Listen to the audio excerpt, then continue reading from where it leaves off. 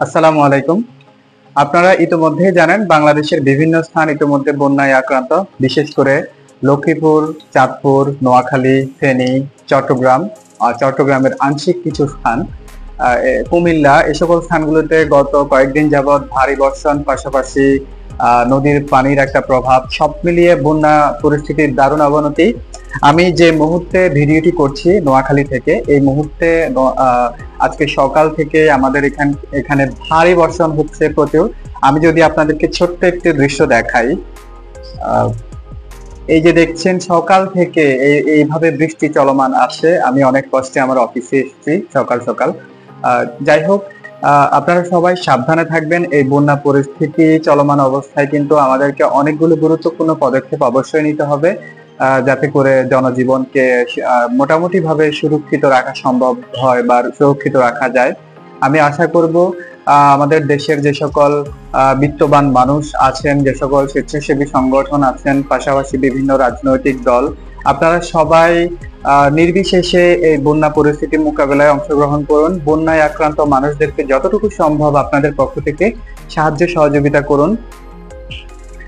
আমি গতকাল থেকে দেখতে পাচ্ছিলাম যে ফেনীতে প্রচুর পরিমাণে পানি, অনেক মানুষের ঘর বাড়ি ডুবে যাচ্ছে, অনেকের ঘরে পানি ঢুকেছে। তারপর অনেকের গবাদি পশুগুলো স্রোতে ভেসে যাচ্ছে। তো আমরা আসলে বুঝতে পারছি যে মানুষগুলোর কি পরিমাণ ক্ষয়ক্ষতি হচ্ছে। পাশাপাশি আমাদের নোয়াখালীতে প্রচুর পরিমাণে বৃষ্টি, চারদিকে পানি থই থই করছে। ছোট খাটো সব ধরনের খাল বিল নদী নালা গুলা ভরে পানি লোকালয়ে প্রবেশ করেছে। অনেকের ঘরবাড়ি, মোটামুটি ঘরবাড়িতে পানি প্রবেশ করেছে। দুর্বিষহ জীবন কাটাচ্ছে সাধারণ মানুষ। তো আমি আসলে বাংলাদেশের আপামর জনতা, আপামর বিত্তবান, স্বেচ্ছাসেবী, অন্যান্য যারা আছেন, আপনাদের সকলের কাছে সহযোগিতা কামনা করছি। আপনারা এগিয়ে আসুন এই সাধারণ মানুষদের উপকারের স্বার্থে। আপনাদের একটু সহযোগিতায় পারে কিন্তু এই মানুষগুলোকে এই দুর্বিষহ জীবন থেকে মুক্তি দিতে।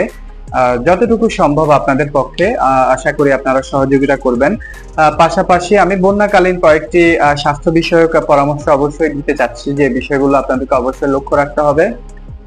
যে সকল এলাকার মানুষ ইতিমধ্যে বন্যায় আক্রান্ত হচ্ছে, আপনারা প্রথমত একটা জিনিস মনে রাখবেন, বন্যার যে পানি সেটা কখনোই পান করবেন না। বন্যার পানিতে নানা রকমের রোগ জীবাণু থাকে। বন্যার পানি থেকে আপনার ডায়রিয়া হতে পারে, চর্মরোগ হতে পারে, এছাড়া আরো নানা রকমের জটিল সমস্যা দেখা দিতে পারে। এজন্য কোনোভাবে বন্যার পানি পান করবেন না। যদি কোনো উপায় না থাকে, সেক্ষেত্রে আপনি পানি অবশ্যই আধা ঘন্টা ফুটিয়ে পান করতে পারেন। আধা ঘন্টা ফুটানোর যদি অপশন না থাকে, যেহেতু অনেকের বাড়ি ঘরে চুলা ডুবে গেছে পানিতে, চুলা ভিজে গেছে, সেক্ষেত্রে হয়তো আগুন জ্বালানোর কোনো ব্যবস্থা নেই। সেক্ষেত্রে আপনাদেরকে পরামর্শ দেবো, আপনারা পানি বিশুদ্ধকরণ যে ট্যাবলেট রয়েছে, যেমন হ্যালোজেন ট্যাবলেট আছে, পাশাপাশি ফিটকিরি আছে, ফিটকিরি ব্যবহার করতে পারেন। এছাড়া ক্লোটেক্স সলিউশন নামে একটি সলিউশন আছে, এটা ব্যবহার করতে পারেন। এই সকল পদার্থ বা এই সকল গুরুত্বপূর্ণ ঔষধ ক্যাটাগরির জিনিসগুলো ব্যবহার করে আপনারা পানি বিশুদ্ধ করতে পারেন। পানি বিশুদ্ধ করে তারপর পানি পান করবেন। পাশাপাশি পুকুর, নদী, খাল বা যে কোনো খোলা স্থানের পানি যদি আপনাদের একান্তই পান করতে হয়, তবে সেক্ষেত্রে অবশ্যই পানি সংগ্রহ করে প্রথমে 1 ঘন্টা থিতানোর জন্য রেখে দেবেন। পানি যখন থিতানো হয়ে যাবে, তখন উপরের পানিগুলো আপনারা যে কোনো পরিষ্কার কাপড় দিয়ে ছেঁকে পরিষ্কার পাত্রের মধ্যে নেবেন। তারপর সে পানি বিশুদ্ধ করে পান করবেন। একটি বিষয় মনে রাখবেন, বন্যাকালীন সময়ে প্রচুর পরিমাণ মানুষ ডায়রিয়ায় আক্রান্ত হয়। যেহেতু এখানে বিশুদ্ধ পানির যথেষ্ট অভাব থাকে, অনেকে বাধ্য হয়ে অনিরাপদ পানি পান করে থাকেন। সেক্ষেত্রে ডায়রিয়া হওয়ার সম্ভাবনা অনেক বেশি। যদি কারো ডায়রিয়া আক্রান্ত হয়ে যায়, সেক্ষেত্রে অবশ্যই ডায়রিয়া আক্রান্ত রোগীকে আপনারা স্বাভাবিক খাবার দেবেন। যে সকল খাবার আমরা রেগুলার খাই সেগুলাই খেতে দেবেন, এবং বেশি পরিমাণে ঘন ঘন মুখে খাওয়ার স্যালাইন, অর্থাৎ ওর স্যালাইন যেটাকে আমরা বলি ORS, সেই স্যালাইন খেতে দেবেন। এতে করে তার শরীরের পানি যে শূন্যতা সৃষ্টি হয়, সেই পানি শূন্যতা কিছুটা হলেও কেটে যাবে। আর একটা বিষয় অবশ্যই মনে রাখবেন, সেটা শিশুর যদি ডায়রিয়া হয়, শিশুকে অবশ্যই মায়ের বুকের দুধ খাওয়াতে হবে। বন্যাকালীন সময়ে বিভিন্ন ধরনের রোগের প্রাদুর্ভাব দেখা দেয়, যেমন ডায়রিয়া, সর্দি, কাশি, অ্যালার্জি, তারপর শিশুদের নিউমোনিয়া হতে পারে, বড়দেরও হতে পারে। তো সেক্ষেত্রে আপনারা এই সকল রোগ দেখা দিলে বন্যা যে সকল এলাকায় বন্যা হচ্ছে সে সকল এলাকায় কিছু মেডিকেল টিম গঠন করা হয়েছে, আপনারা সেই মেডিকেল টিমের সঙ্গে যোগাযোগ করার চেষ্টা করবেন। একটি গুরুত্বপূর্ণ বিষয় লক্ষ্য রাখবেন, বন্যাকালীন সময় চারদিকে পানি থই থই করছে, এই সময় সাপের উপদ্রব কিন্তু বেড়ে যাবে। সাপের উপদ্রব বেড়ে যাওয়া মানে জনজীবন কিছুটা শঙ্কার মধ্যে থাকা, এই সময় সাপে কাটার সম্ভাবনা খুবই বেশি থাকে। তো সবসময় সাবধানে থাকবেন, বাড়িতে কোনোভাবে সাপ প্রবেশ করছে কিনা সেদিকে লক্ষ্য রাখবেন।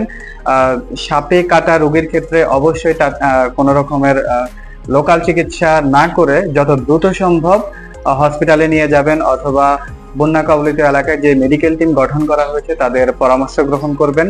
বন্যার পানি যখন নামতে শুরু করবে, অর্থাৎ বন্যা যখন ক্রমশ কমতে থাকবে, তখন বাড়ি ঘর থেকে পানি নেমে যাবে আস্তে আস্তে। পাশাপাশি এই সময় আপনারা যত দ্রুত সম্ভব বাড়ির আশপাশে বা বাড়ি ঘর বা পয় নিষ্কাশন ব্যবস্থা পরিষ্কার পরিচ্ছন্ন করে ফেলবেন। কোথাও যদি কোনো রকমের মরা বা পচা জীবজন্তু দেখা দেয় সেগুলো তাৎক্ষণিক মাটিতে পুঁতে ফেলবেন, নতুবা এই সকল পচা জীবজন্তু থেকে নানা রকমের রোগ ব্যাধি দ্রুত ছড়িয়ে পড়তে পারে। এই বিষয়গুলো অবশ্যই লক্ষ্য রাখবেন, সতর্ক থাকার চেষ্টা করবেন। যাদের এরিয়াগুলোতে হচ্ছে বন্যার আশঙ্কা সবচেয়ে বেশি বা পানি ইতিমধ্যে হাঁটু কোমর সমান উঠে গেছে, বা আপনার বাড়িতে হচ্ছে গিয়ে পানি প্রবেশ করেছে বা বাড়ি ডুবে গেছে, আপনারা যত দ্রুত সম্ভব নিকটস্থ আশ্রয়ণ কেন্দ্রে প্রবেশ করুন।